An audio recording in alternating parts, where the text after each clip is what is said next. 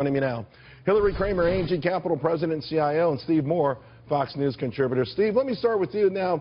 Bernie Sanders talked about the, I think it was a Fox Business debate where Trump said taxes are too high and wages are too high.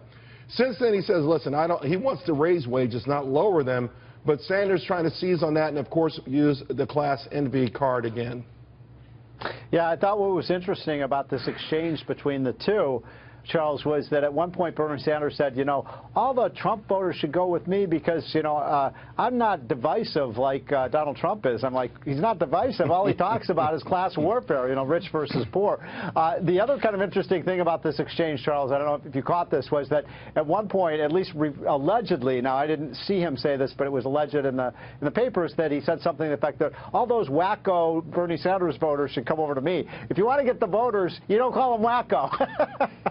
Well, I got to tell you, though, when I hear Bernie Sanders, I do think maybe not his voters, his followers.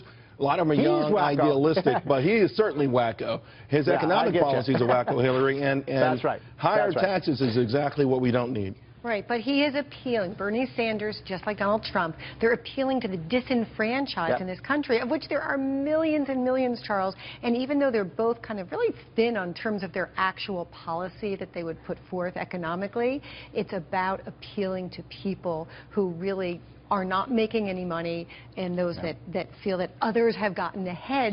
Well, we know class warfare worked for President Obama. We know he was elected to the twice. So is it possible that despite the fact that we would have had 8 years of it, Hillary, 8 disastrous years economically for everybody, that people will fall for that again?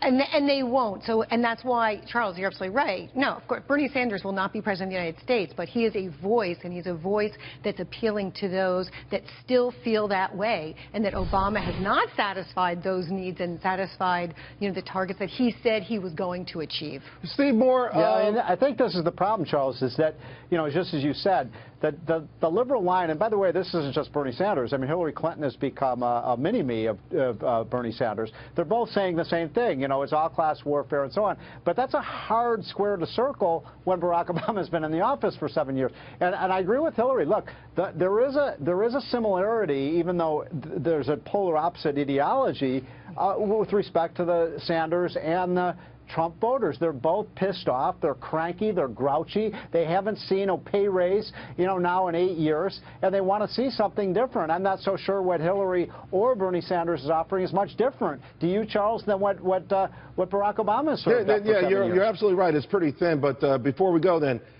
do either of you believe that we'll hear any sort of concrete economic message? Now, Fox Business has another debate coming up. We're going to probably hit that pretty hard.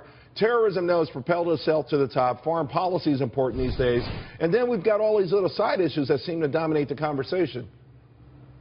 I would say whoever can convince the American people that they are going to give them a raise is the candidate that's going to win this race, because people haven't had a raise in 10 years. You agree, Hillary? I agree. It's about money and making sure people can feed their families.